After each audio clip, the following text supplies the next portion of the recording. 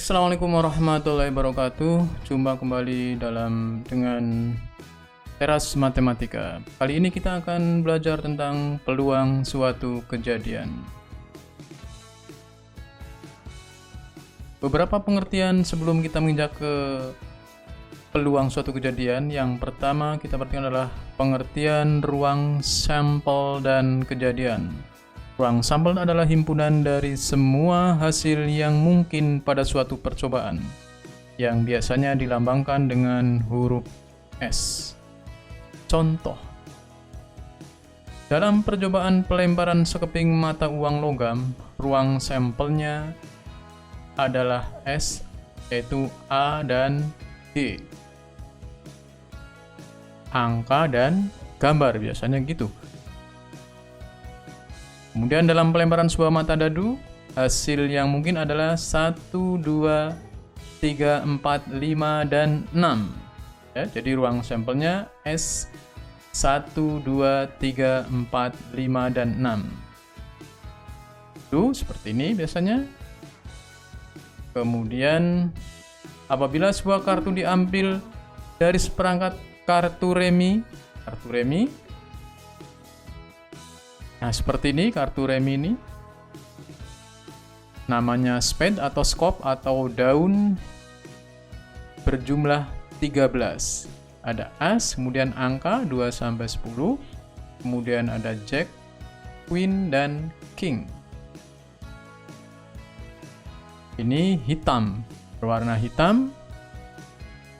Kemudian lagi jenisnya ada yang berwarna merah. Heart atau hati berjumlah 13 juga. Ada as 2, 3, 4, 5 sampai 10, kemudian jack, queen, dan king. Kemudian yang seperti ini gambarnya namanya diamond atau wajik, bergambar berlian berwarna merah berjumlah 13. Kemudian ada juga yang seperti ini, clover atau club, keriting, atau cengkeh. Ini berwarna hitam berjumlah 13. Sama, ada as, ada 2 sampai 10, kemudian jack, queen, dan king. Secara keseluruhan seperti ini, asnya ada 4, merahnya 2, hitamnya 2, dan seterusnya. Jack juga gitu. Yang gambarnya orang berarti ada 12 dari 52 keseluruhannya. Keseluruhannya berjumlah 52. Kemudian kita pelajari apa yang dinamakan dengan titik sampel. Titik sampel adalah setiap anggota dari ruang sampel. Ya, misal percobaan pelemparan sekeping mata uang logam, titik sampelnya adalah A dan G.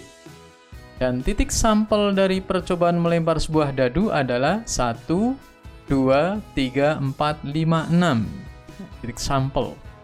Sedangkan kejadian adalah sembarang himpunan bagian dari ruang sampel.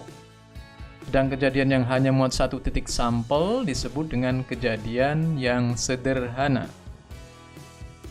Nah, ini umumnya kejadian atau peristiwa merupakan himpunan dari ruang sampel.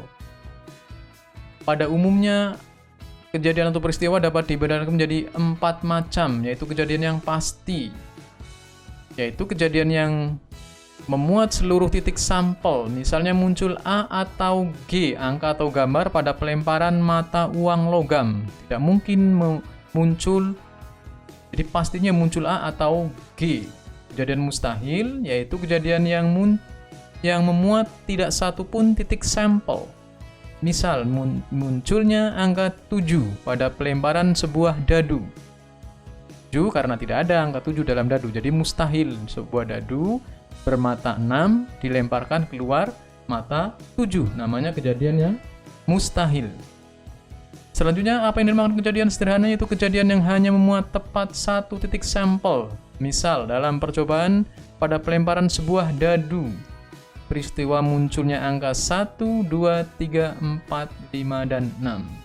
Kemudian ada istilah juga kejadian majemuk, yaitu kejadian yang mempunyai lebih dari satu titik sampel. Misalnya, kejadian munculnya bilangan prima pada pelemparan sebuah dadu. Dan seperti inilah yang nantinya akan kita pelajari. Maksudnya ada kejadian yang sederhana dan kejadian yang majemuk. Kejadian pasti itu peluangnya 1, mustahil peluangnya 0. Atau tidak ada peluangnya. Oke, contoh.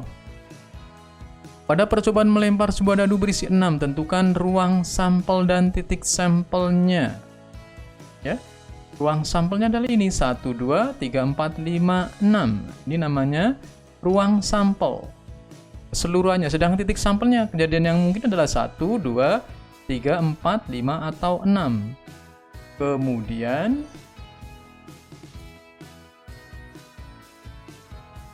kejadian munculnya bilangan ganjil. Ganjil itu ya ini.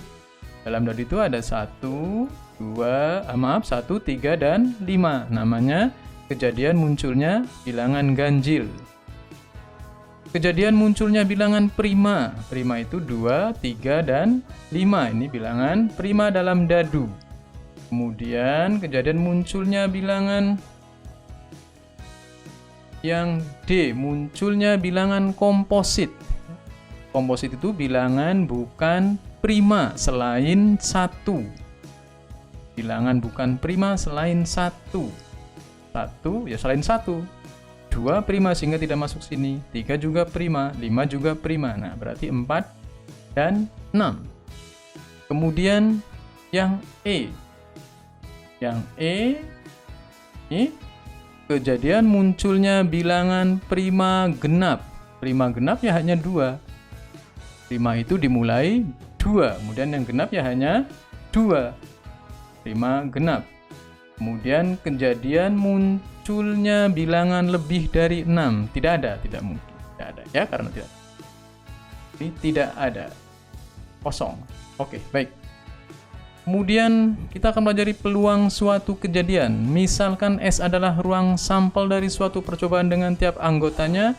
S memiliki kesempatan yang sama untuk muncul dan A adalah suatu kejadian dengan A adalah himpunan bagian dari S, maka peluang kejadian A didefinisikan dengan PA, peluang munculnya A sama dengan NA dibagi dengan NS. NA itu adalah banyaknya A dan NS banyaknya sampel. Ya, ini peluang suatu kejadian A, banyaknya anggota dalam himpunan kejadian A, dan NS banyaknya anggota himpunan sampel. Apabila PA sama dengan 1, maka merupakan kejadian yang pasti. Tanya N apa? NS itu lebih besar dari atau sama dengan A. Oke, inilah rumus dari peluang suatu kejadian. Contoh, pada percobaan melempar sebuah dadu berisi 6, tentukan peluang munculnya bilangan genap. Dalam dadu, bilangan genap itu, ini dulu kita cari ininya, S-nya, ruang sampelnya. Ruang sampelnya 1, 2, 3, 4, 5, 6. Banyaknya S, atau banyaknya orang sampel berarti 6.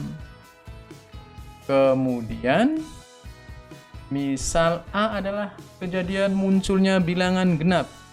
Dalam dadu kita tahu dadu itu genapnya adalah 2, 4, 6 sehingga NA-nya berapa? NA-nya ada 3. Ini 1, ini 2, 3. Namanya NA. Ya. NA banyaknya A ada 3. Banyaknya A ada 3. Kemudian setelah itu kita ingat bahwa PA itu sama dengan NA per NS. NA-nya 3, NS-nya ini 6, berarti sama dengan setengah. Peluang munculnya bilangan genap adalah setengah. Ini namanya peluang munculnya bilangan genap. Kemudian munculnya bilangan lebih dari atau sama dengan 3. Dimisalkan dengan B. Yang lebih dari sama dengan 3 berarti 3-nya ikut ya. 3, 4, 5, dan 6. Kalau kita hitung Jumlahnya ada berapa? Banyaknya, maksudnya banyaknya ada 1, 2, 3, 4. NB sama dengan 4. Dengan demikian PB, peluang munculnya B itu bilangan lebih dari atau sama dengan 3, berarti 4/6 atau sama dengan 2/3. Jadi peluang munculnya bilangan lebih dari atau sama dengan 3 adalah 2/3. Kemudian munculnya bilangan kelipatan 2. Kelipatan 2 itu berarti 2, 4, 6. Gak ada 3. Banyaknya C ada 3, sehingga peluangnya adalah 3/6. 6 ini ruang sampelnya, banyaknya sampel. Ya. Ada 6, sehingga 3/6 sama dengan 1/2. Jadi peluang munculnya bilangan kelipatan 2 adalah setengah. Begitu? Baik, contoh lagi. Contoh, suatu kotak berisi 5 kelereng merah dan 7 kelereng hitam. Bila diambil 3 kelereng sekaligus, secara acak tentukan peluang kejadian terambilnya kelereng berwarna yang A. Semua merah. Semua merah. Kalau semua merah, kita berarti mengambil 3 di antara 5. Semua merah. Semua merah, kemudian tentu saja kita mencari ruang sampelnya dulu. Seperti biasa, pertama kita mencari ruang sampelnya dulu. Ruang sampelnya itu berarti mengambil 3 kelereng di antara ini 5 dan 7 di antara 12. Ruang sampelnya ini berarti 12C3. Ini merupakan ruang sampel. 12C3. 12 faktorial dibagi dengan 12 min 3 kali 3 faktorial. 12 min 3 itu 9, ini ya, 9. Kemudian ini seperti biasa, kalau sama kita coret, ini tinggal 12 kali 9, kali 11 kali 10, kemudian 3 faktorial. 3 faktorial itu adalah 6. 6 ini kalau dihitung dengan ini ada 2, berarti 22 kali 10 sama dengan 220. Ya, ini adalah ruang sampelnya. Kemudian misal A, kejadian kelereng terambil merah semua. Ingat, merah semua berarti merahnya ada 5, yang diambil 3, berarti C53. Seperti ini hitungannya, 5 faktorial per 5 min 3 kali 3 faktorial sama dengan 5 kali 3 ya. 5 kali 4 kali 3 faktorial, mohon maaf ya. Kemudian dibagi dengan 5 dikurangi 2 itu 5 dikurangi 3 2, kemudian 3 faktorial ya. Dengan demikian akan ketemu seperti ini yang sama, dicoret ya, 3 faktorial. Di sini ada 5 kali 4 20. 20 dibagi dengan 2. 2 faktorial itu kan 2 kali 1. 20 dibagi dengan 2 sama dengan 10. Jadi peluang A di mana itu terambil semua merah adalah 10/220 sama dengan 1/22. Kemudian yang B, semua hitam. Semua hitam kita tahu kelereng hitamnya ada 7, mengambil 3 di antara 7. Berarti C73 ya. 73, 7 faktorial dibagi dengan 7 min 3 faktorial kali 3 faktorial. 7 min 3 itu 4 ya.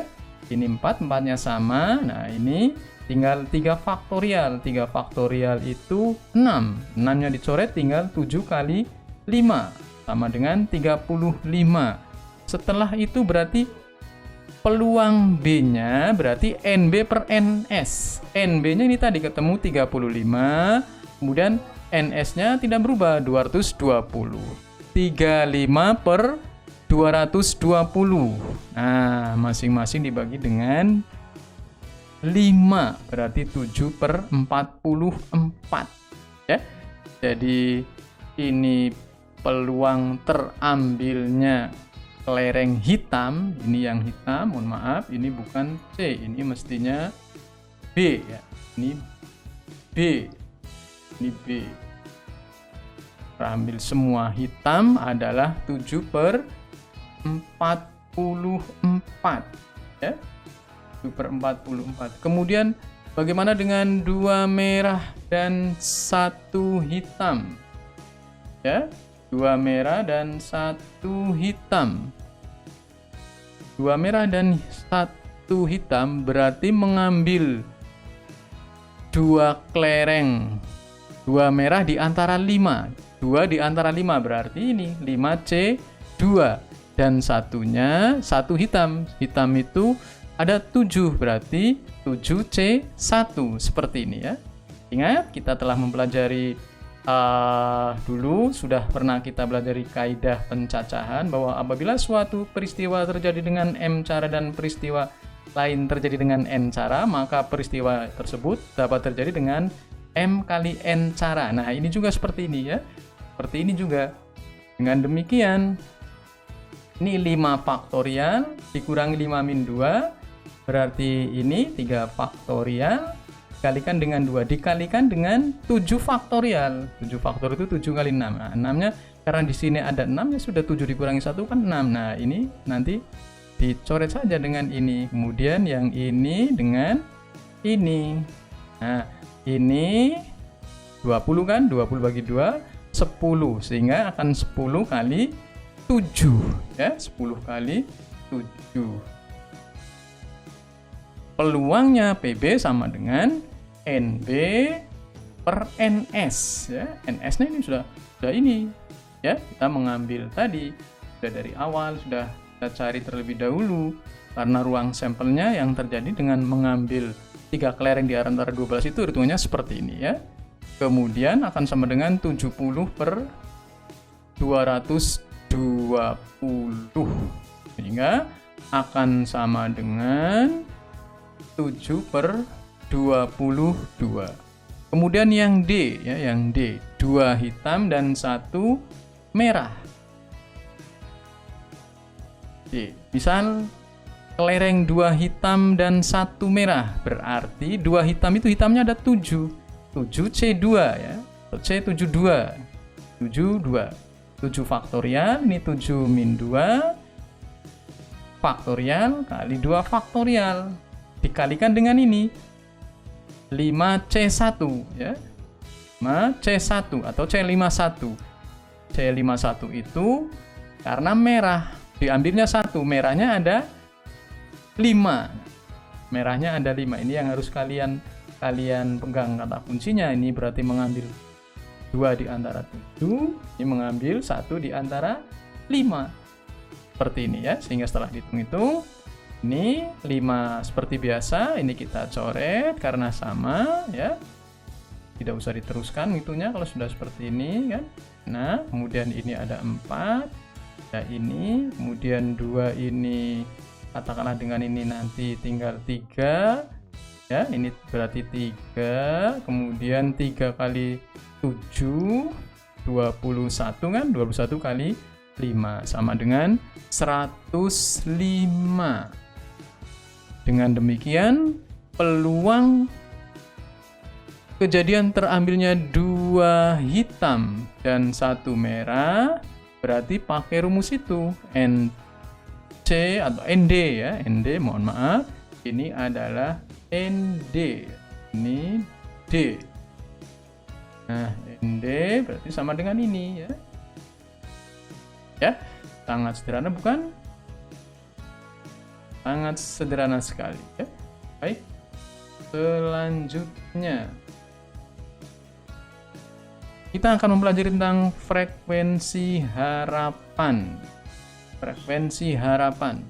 Frekuensi harapan merupakan suatu harapan terhadap seberapa banyaknya muncul suatu kejadian dalam sejumlah percobaan. Kita sering melihat, misalnya melihat permainan sepak bola, berapa harapannya tim yang berwarna merah ini memasukkan ke ini ketika dia menembak 1 kali, misalnya harapan masuknya 0,7, kalau nembaknya 10 kali berarti harapannya berapa, kan gitu biasanya seperti itu.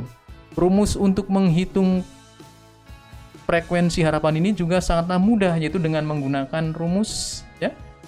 Ini seperti ini, misalkan suatu percobaan dilakukan sebanyak n kali dengan peluang kejadian A adalah PA, maka frekuensi harapan A adalah seperti ini dirumuskannya ya. FAH, frekuensi harapan A sama dengan N kali PA. Frekuensi harapan kejadian A, N itu banyaknya percobaan tersebut dilakukan berapa kali, kemudian PA itu peluang kejadian A ya. Peluangnya ya tadi kita cara mencarinya seperti yang barusan kita bicarakan tadi. Contoh, pada percobaan melempar sebuah dadu berisi 6 sebanyak 300 kali, tentukan frekuensi harapan munculnya bilangan kurang dari atau sama dengan 3. Nah, kita ada dadu bermata 6 tentu saja ini ya. Ini adalah NS-nya, ruang sampelnya bermata 6, ini mestinya ada keterangan bermata 6, ini 6 jadi 1 2 3 4 5 6, NS-nya ada 6, kemudian N-nya berapa kali? N-nya adalah 300 kali. Ya, 300 kali. Karena N-nya 300 kali. Kemudian misal A kejadian muncul bilangan kurang dari atau sama dengan 4. Berarti mulai 1 2 3 4. NA-nya atau banyaknya A ini NA itu number of A ya. Banyaknya A ini 1 2 3 4 ada 4. Nah, dengan demikian FH, ingat FH tadi rumusnya N kali PA. N kali NA per NS. N-nya ada 300 ya. Kemudian A-nya ada 4, S-nya NS-nya ada 6, NA-nya ada 4, N ada 6 berarti 300 kali 4 dibagi 6 atau 300 kali 2 dibagi 3. 300 kali 2 begitu sama dengan 200 kali peluang munculnya bilangan kurang dari sama 4 ada 200 kali ketika percobaannya dilakukan sebanyak 300 kali ya. Kemudian yang B, bilangan prima ganjil. Nah, prima itu ada yang genap yaitu angka 2. Misal B, munculnya bilangan prima ganjil ada 2 yaitu 3 dan 5 sehingga dikatakan NB-nya ya, banyaknya B ada 2. Frekuensi harapannya seperti tadi menghitungnya. Rumusnya FH sama dengan NP kali B. N-nya 300, kemudian NB-nya ada 2, NS-nya 6. Sehingga ini 300 kali 2 ya, dibagi dengan 6. Ya. 100 kali ini. Ya. Ada 100 kali 300 dikalikan dengan 2. Ini mohon maaf, ini 100 kali ya, 100. Oke, begitu. Kemudian yang C, frekuensi harapan munculnya bilangan negatif. Nah, bilangan negatif tidak ada ya, 0 di dalam jumlahnya 0. Bilangan negatifnya tidak ada, jumlahnya 0. Dalam angka dadu tidak ada negatifnya, dari mulai 1 2 3 4 5 6. Frekuensi harapannya seperti ini, N kali PC ya, PC. NC-nya sama dengan 0, NS-nya 6, 0 per 6 sama dengan 300 kali 0 sama dengan 0 kali. Nah, itu oke. Terima kasih. Dengan demikian selesailah sudah. Terima kasih. Mudah-mudahan bermanfaat. Assalamualaikum warahmatullahi wabarakatuh.